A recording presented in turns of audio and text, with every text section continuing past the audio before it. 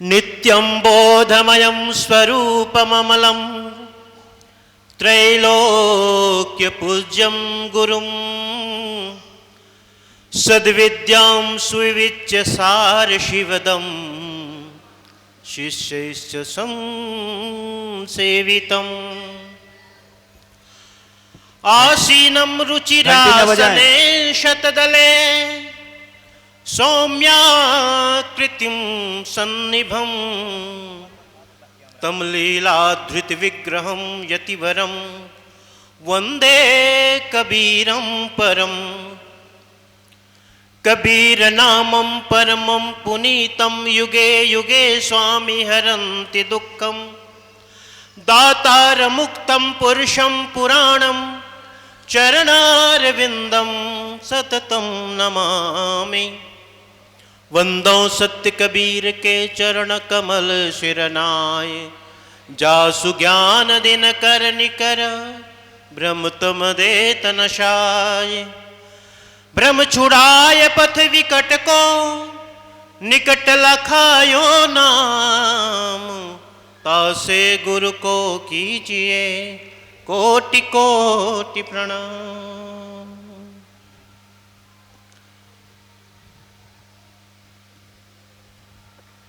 परम वंदनीय गादी पर विराजमान पंछी हजूर साहेब,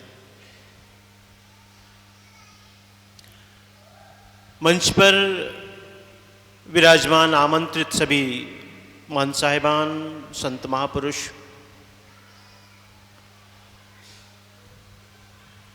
और आप सभी श्रद्धालु जन, जिज्ञासु जन, मुमुक्षु जन,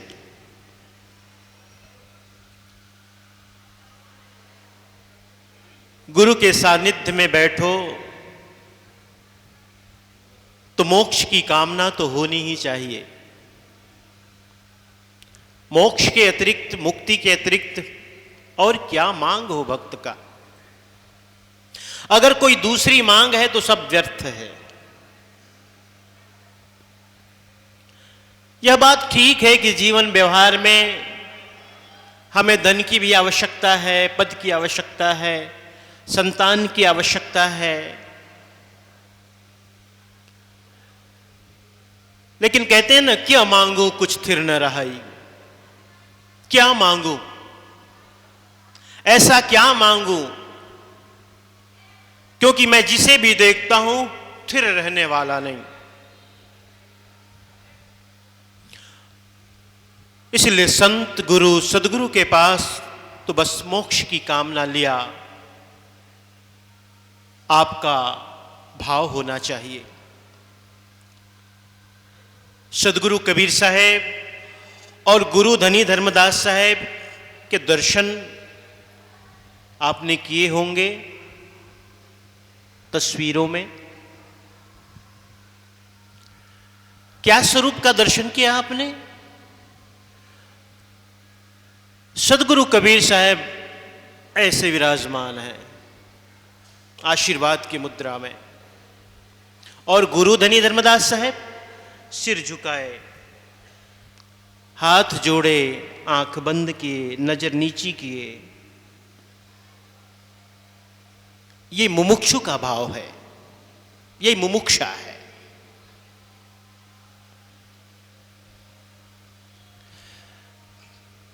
चार कोटि के लोग होते हैं इस जगत में।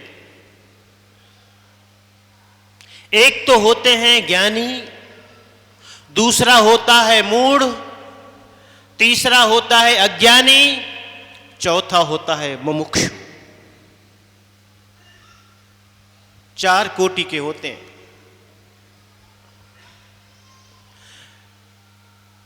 ज्ञानी और मूढ़ में एक तल पर समानता होती है। मूढ़ का मतलब है जाहिल, गंवार। मूढ़ का मतलब है जिसके जीवन में प्रकाश की कोई किरण अब तक न उतरी। मूढ़ का मतलब है जिसके जीवन में कोई सत्संग नहीं आया, गुरु का संग नहीं आया, संत का संग नहीं मिला, वो मूढ़ है। और जो मूढ़ होता है उसके अंदर कोई शंका ही नहीं, कोई प्रश्न ही नहीं, कोई जिज्ञासा ही नहीं, कोई प्रश्न नहीं, कोई शंका नहीं, कोई सवाल नहीं कि कोहम कस्तुम कुत आयाता को में जननी को में तात, मैं यहां आया, क्यों आया, किस लिए आया, मेरे जीवन का उद्देश्य क्या है, जीवन मिला तो किस लिए मिला, और इस परम जीवन को प्राप्त करने के लिए मैं किसके पास जाऊं। मैं एक बात कहता हूं, जो संत महापुरुष होते हैं ना, वो जीवन के इंजीनियर होते हैं, आर्किटेक्ट इंजीनियर।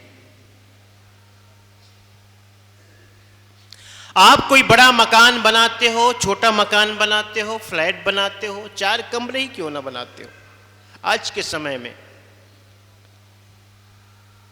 अब व्यक्ति इतना सजग हो गया, इतना जागरूक हो गया कि 4 कमरों का एक छोटा सा मकान भी बनाता है तो इंजीनियर के पास जाता है। किस लिए जाता है? कि जगह थोड़ी है, स्थान थोड़ा है, आवश्यकता बहुत है। उसी में रसोई घर बनाना है, उसी में शौचालय बनाना है, उसी में 4 लोगों के बैठने की जगह भी बनानी है, शयन कक्ष भी बनाना है, बहु बेटों का घर होगा आगे चल करके, ये भी सोच के बनाना है, जगह थोड़ी। तो सारी रिक्वायरमेंट को, सारी आवश्यकताओं को, जरूरतों को लेकर के आप इंजीनियर के पास जाते हो, कहते इतनी जगह है, इतने स्क्वायर फुट जगह है और इसमें मेरी ये जरूरतें। तो इंजीनियर क्या करता है? आपकी सभी आवश्यकताओं को नोट करके जगह का सही रूप से विभाजन कर देता है और उतनी ही जगह में सारी आवश्यकताएं पूरी हो जाती हैं। वो भवन का जानकार है, इमारत का जानकार है, घर बनाने का जानकार है, लेकिन जीवन को कैसे बनाना है, सुंदर कैसे बनाना है, इसके जानकार वो इंजीनियर नहीं है। न कोई वैद्य है, न कोई डॉक्टर है, न कोई इंजीनियर है, न कोई नेता परेता, कोई नहीं। जीवन को सुंदर और अच्छा बनाना है तो उसके लिए सिर्फ आपको संत और गुरु के पास जाना होगा, क्योंकि जीवन का इंजीनियर संत और सद्गुरु होते हैं। संत और सद्गुरु हैं। मूढ़ का मतलब यह है जिसके जीवन में कोई प्रश्न ही पैदा नहीं हुआ, सुबह से लेके शाम तक, शाम से लेके सुबह तक बस 4 काम करना: आहार, निद्रा, भय और मैथुन। ये 4 काम करते हैं। अर्थात जिसका जीवन पशु से बढ़कर नहीं है, पशु से श्रेष्ठ नहीं है। इसीलिए नीतिकार कहते हैं ना, आहार निद्रा भय मैथुनंच सामान्य में तत्पशुभिर्नराणाम धर्मो हि तेषाम अधिको विशेषो धर्मे नहीं ना पशु भी समाना। नीतिकार कहते हैं, जो नीति का जानकार है, नीति का जानने वाला, वो बड़ी सुंदर बात कह जाता है, पशु और मनुष्य में भेद करता है। पशु अर्थात जिसका जीवन चक्र पूरे 4 बातों में ही बीत जावे, गुजर जावे: आहार भोजन, निद्रा विश्राम, भय अपनी जान की रक्षा के लिए चेष्टा प्रयास, मैथुन सृष्टि के आगे बढ़ाने के लिए संतानोत्पत्ति। इतनी बातें पशु में होती है। और जो मूढ़ है, जो सत्संग में कभी आया नहीं, गुरु के पास बैठा नहीं, उसके भी जीवन में 4 बातें देखने को मिलती। ज्ञानी और मूढ़ में एक समानता यही है कि ज्ञानी के अंदर भी कोई प्रश्न नहीं है और मूढ़ के अंदर भी कोई प्रश्न नहीं है। मूढ़ के अंदर प्रश्न पैदा ही नहीं हुआ इसलिए कोई प्रश्न नहीं है। ज्ञानी के अंदर प्रश्न पैदा हुआ लेकिन जिसका समाधान हो गया, सारे प्रश्न विलीन हो गए, इसलिए कोई प्रश्न नहीं। इसलिए समानता है। अज्ञानी कौन है? अज्ञानी कहते हैं अध जल गगरी छलकत जाए। थोड़ा ज्ञान, अहंकार बहुत, अभिमान बहुत। एक बात आपसे मैं कहूं, ज्ञान का मतलब ही होता है निरहंकारिता और कुछ नहीं। कोई ये कहे कि मुझे ज्ञान है और अहंकार है तो बिल्कुल गलत कहता है, बिल्कुल गलत, विरोधाभासी बातें। ज्ञान को उपलब्ध है, ज्ञान को प्राप्त है और अहंकार, अभिमान है।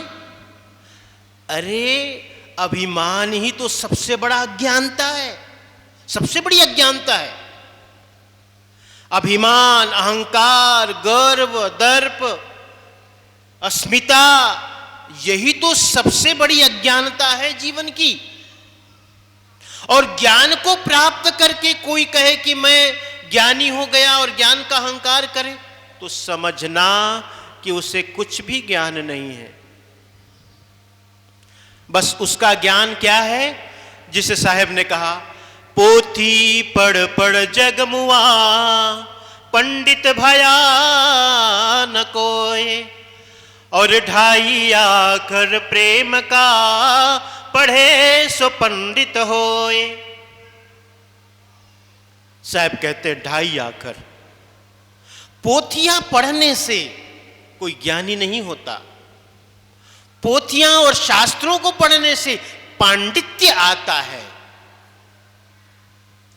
पांडित्य, पांडित्य का मतलब शास्त्रों का ज्ञान, शब्द का ज्ञान। पंडित और ज्ञानी में जो सबसे बड़ा भेद है वो यही कि पंडित का मतलब जिसे शब्द का शरीर, शब्द माने शरीर, जिसे जिसका परिचय सिर्फ शब्द तक है, जो शब्दों से खेल खेलता है, जो शब्दों का बड़ा व्यापारी है, जो शब्दों का बड़ा जानकार है, जिसके वाणी में, जिसके कथन में, जिसके लेखन में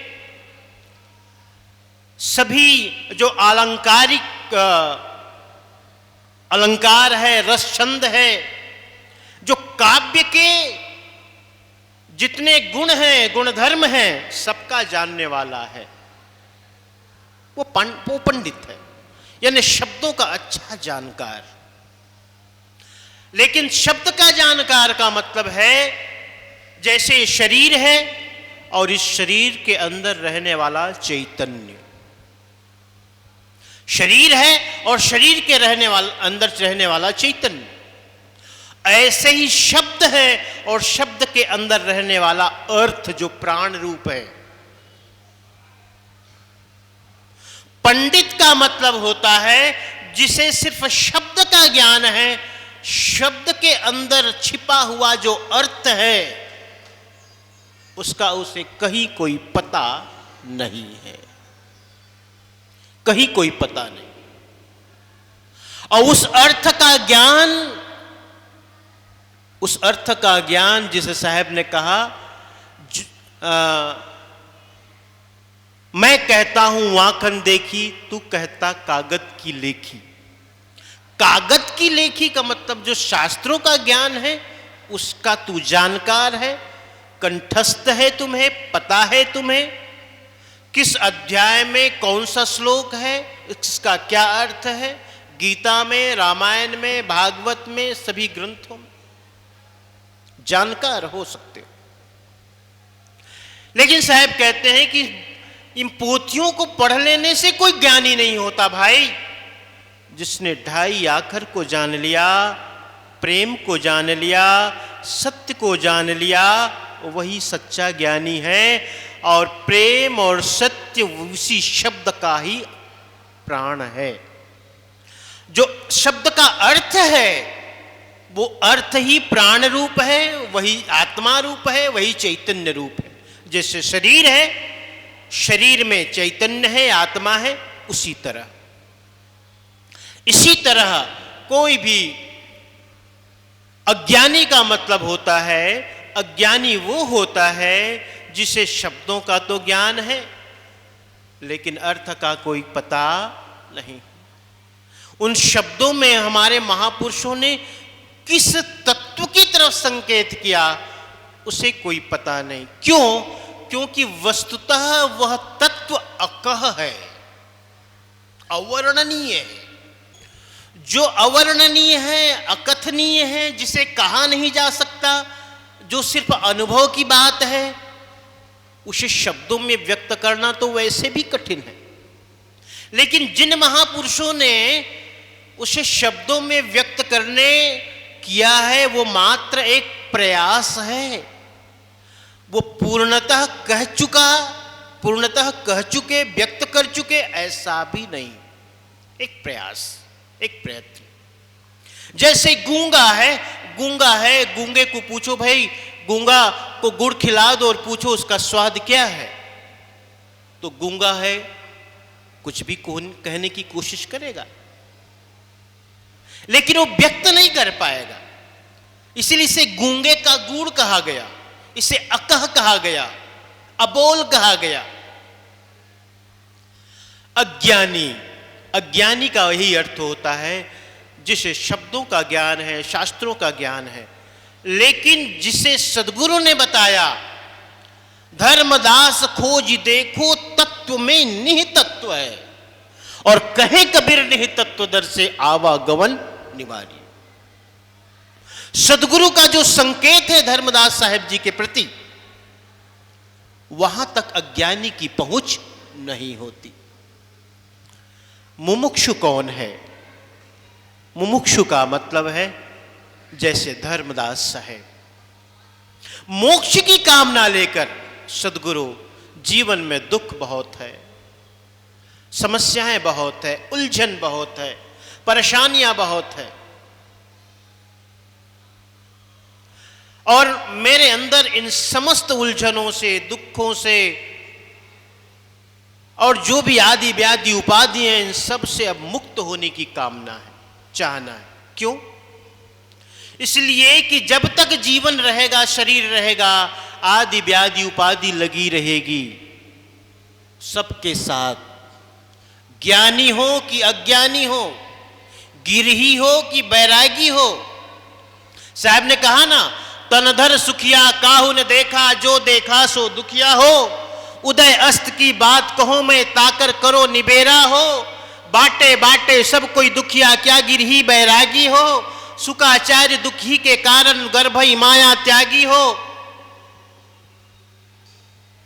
साहब कहते हैं तो दुख है जीवन के साथ, दुख है शरीर के साथ, समस्याएं हैं जीवन के साथ, शरीर के साथ। ज्ञानी और संसारी में यही बड़ा भेद है। ज्ञानी दुख को समझ करके उसका समाधान करने का प्रयत्न करता है। ज्ञानी दुख को भी जीवन का एक हिस्सा, एक अंग मानता है, शिकायत नहीं करता। संसारी के जीवन में अगर कोई दुख आता है तो शिकायत करता है, देखो ऐसा हुआ, ऐसा हुआ, ऐसा हुआ।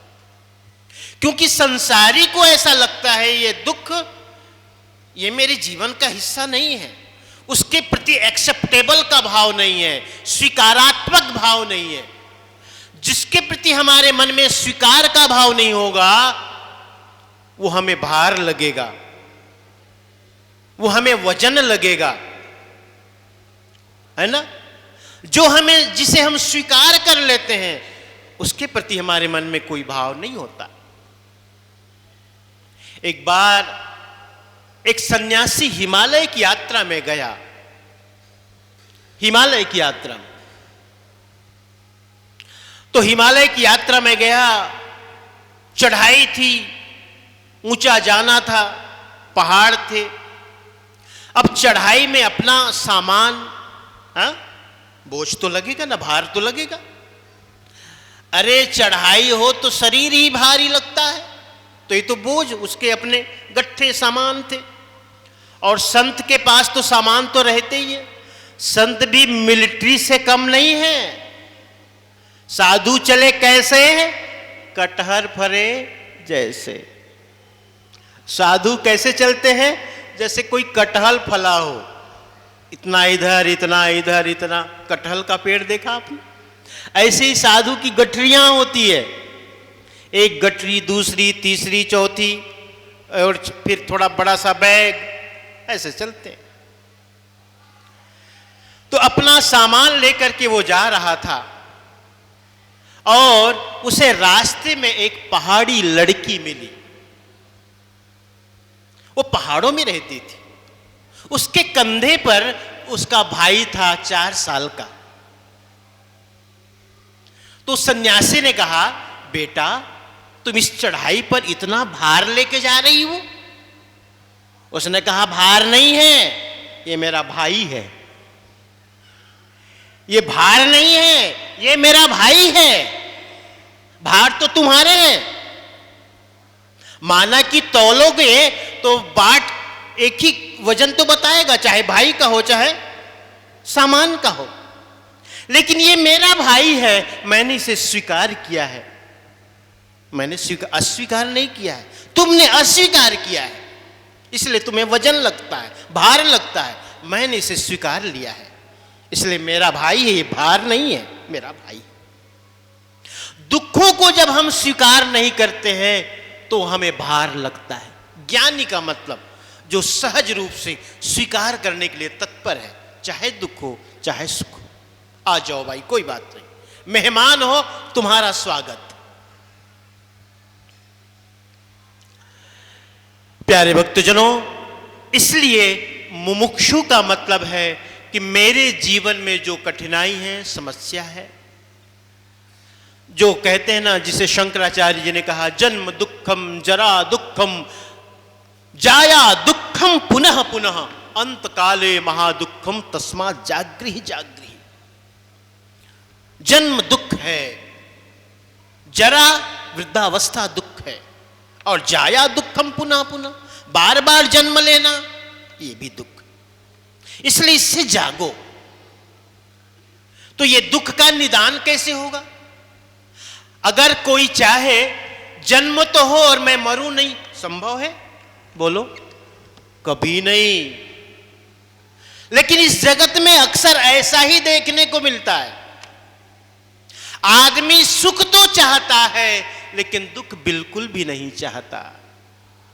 मनुष्य जन्म तो चाहता है लेकिन मृत्यु बिल्कुल नहीं चाहता। अगर आप मृत्यु से बचना चाहते हो, दुख से बचना चाहते हो, तो क्या उपाय है? जन्म से बचना पड़ेगा। दुख से बचना चाहते हो तो सुख से बचना पड़ेगा, क्योंकि सुख है तो दुख आएगा, जन्म है तो मृत्यु होगी ही होगी। अगर पुनः तुम मरने से बचना चाहते हो तो पुनः जन्म से बचना होगा, और इसी का नाम मुक्ति है। मुमुक्षु का मतलब जो मोक्ष की चाह ना लेकर गुरु के पास बैठे। किस भाव से? धर्मदास प्रकाश सदगुरु भली सुमति दृढ़ाइए, सकल किल विष धोय निर्मल बहुरिन भौजल आइए। हे धर्मदास जी, सदगुरु प्रकाश के देने वाले हैं, ज्ञान के देने वाले हैं। तो प्रकाश के देने वाला जो सदगुरु है, ज्ञान के देने वाला जो सदगुरु है, वो क्या और देते हैं? हमारी मति को, बुद्धि को भली कर देते हैं, सुंदर मति देते हैं, सुंदर बुद्धि देते हैं, भली सुमति दृढ़ाई। जो सदगुरु हैं अच्छी मति और बुद्धि के देने वाले हैं, क्योंकि जो प्रकाश है उसका स्वभाव है। जब हमारे जीवन में अंधेरा होता है ना, तभी कुमति आती है, तभी बुराई आती है, तभी स्वार्थपरता आती है, तभी द्वेष आता है, तभी ईर्ष्या आती है, तभी जलन आती है। ये अंधेरे के कारण, और कोई कारण नहीं। अंधेरे में ये गुण है। जब हमारे जीवन में प्रकाश आता है तो सुमति आती है, दया आती है, परोपकार आता है, शुभ चिंतना आती है कि हम दूसरों के प्रति अच्छा सोचें, परोपकार की भावना आती है। ये प्रकाश के गुण हैं। और अंधकार के गुण क्या हैं? लोभ, काम, क्रोध, लोभ, मोह, मद, मत्सर, ईर्ष्या, द्वेष, छल, प्रपंच, ये अंधकार के गुण हैं। और प्रकाश के गुण क्या हैं? दया, क्षमा, प्रेम, करुणा, परोपकार, ये प्रकाश के गुण हैं। तो जब सद्गुरु प्रकाश से हमें भर देते हैं तो हमारी बुद्धि सुमति वाली बुद्धि हो जाती, अच्छी मति, अच्छी बुद्धि हो जाती। और अच्छी बुद्धि से फायदा क्या होता है? लाभ क्या है? सकल किलविष धोय निर्मल, जीवन की सारी बुराई धुल जाती है। और ये बुराई कोई जन्मजात नहीं है। इस जो चैतन्य है, जो परम शुद्ध है, परम पावन है, जो निर्मल है, निर्विकार है, इसमें मात्र एक आवरण रूप है ये। और ये आवरण हमने अपने कर्मों से इस आवरण को बांधा है। ये जो आवरण है बुराई का, कुमति का, व्यसन का, कुबुद्धि का, ये हमारा स्वभाव नहीं है। ये हमारा अर्जित है, हमारा कमाया हुआ है, उपार्जन किया हुआ है। तो जब सद्गुरु का ज्ञान हमें मिलता है, उस ज्ञान के प्रकाश से हमारी बुद्धि सुमति होती है, अच्छी बुद्धि होती है, अच्छी बुद्धि बन जाती है। और अच्छी बुद्धि बनने के बाद जीवन के जो विकार हैं, जो बुराई हैं, जो दोष हैं, ये सब क्या हो जाते हैं? उसका निराकरण हो जाता है। जितने दोष हैं उसका निराकरण हो जाता है। जीवन शुद्ध और पवित्र बन जाता है। और जीवन शुद्ध पवित्र बन जाता है तो साहब कहते हैं बहुरी न भवजल आइए। धर्मदास जी, यह भी एक उपाय है, यह एक मार्ग है मुक्ति का। प्यारे भक्तजनों, इस प्रकार सदगुरु कबीर साहब के समक्ष गुरु धनी धर्मदास साहब हमें हमेशा मुमुक्षा का भाव लेकर के गए। सुबह मैंने इसलिए कहा था, गुरु के पास बैठो तो गुरु के पास जब बैठो तो गुरु को सुनो ही नहीं, गुरु का दर्शन करो। कानों से सुनना नहीं है, कानों से सुनना ही सुनना नहीं है, आंखों से भी सुनना पड़ता है गुरु को। क्योंकि आंखों से सुनना ही सच्चा सुनना है। कानों से सुनना कहीं न कहीं कोई अंतर आ जाएगा, आ जाता है अंतर। लेकिन जो आंखों से सुने सदगुरु को, वो सच्चा सुनना है। और इसी को इस दया सागर में साहब ने कह भी दिया है, श्रोता वक्ता की अधिक महिमा, विचार कुंड नहाइए। सुनने की भी एक कला है, कैसे सुनना। तो सदगुरु को जब सुनो तो आंखों से सुनो। देखो, किसी बड़े विद्वान से किसी ने पूछा था कि सच और झूठ में कितना अंतर है, कितना फासला है। तो उस विद्वान ने कहा कि सच और झूठ में मात्र 4 अंगुल का फासला है। देख लो, है कि नहीं? कान, आंख और कान के बीच में 4 अंगुल का ही फासला है। लेकिन ये फासला बड़ा फासला पैदा कर देता है। और हमेशा झूठ जो होता है सत्य की माफिक ही लगता है, ये भी जानना। आप और आपकी तस्वीर, आप और आपकी छाया, छाया तो आपकी ही है ना, तस्वीर तो आपकी ही है ना। लेकिन तस्वीर और आप में अंतर क्या है? हूबहू आप ही का स्वरूप है, लेकिन आप में आत्मा विद्यमान है, तस्वीर में आत्मा नहीं विद्यमान है। ये फर्क है, ये अंतर है। ऐसे ही सत्य और असत्य में अंतर होता है, सत्य और असत्य में अंतर होता है। तो गुरु के पास बैठो तो उनके दर्शन करो, आंखों से सुनो। अर्थात आंखों से सुनने का मतलब है जो गुरु ने अनुभव किया है उसे अपना अनुभव बनाने का प्रयत्न करो। क्या बात है, क्या विशेषता है गुरु में, सद्गुरु में? हमारे जैसे तो हैं, शरीर से हमारी तरह, स्वरूप से हमारी तरह, लेकिन इतने प्रसन्न, इतने निर्मल, इतने निर्दोष। क्या है? कोई तो वजह है, कोई तो कारण है, कोई तो ऐसी कीमिया है, कोई तो ऐसा रहस्य है जिसके जानकार गुरु हैं, और उसी रहस्य के कारण वो हमेशा प्रसन्न रहते हैं। हम क्यों नहीं हैं? हमारे जीवन में झंझावात क्यों है? हमारे जीवन में परेशानी क्यों है? दुख क्यों है? समस्या क्यों है? गुरु जी के जीवन में, सद्गुरु के जीवन में क्यों नहीं? इसी को अनुभव करना बैठ करके, उसी का नाम सत्संग है। बैठो, अनुभव करो। और विज्ञान भी इस बात को कहता है कि सबके शरीर में एक वाइब्रेशन होता है, वाइब्रेशन, तरंग। एक कामी व्यक्ति के पास बैठो, उसकी तरंग कुछ अलग होगी। एक ज्ञानी के पास बैठो, उसकी तरंग कुछ अलग होगी।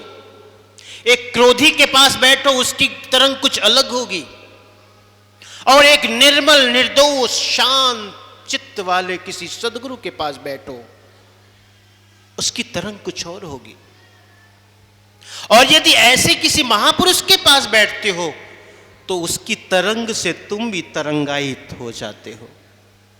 वो तरंग आपको प्रभावित करती है, वो तरंग आपको प्रभावित करके आपकी तरंग को अपनी तरह बना लेती है।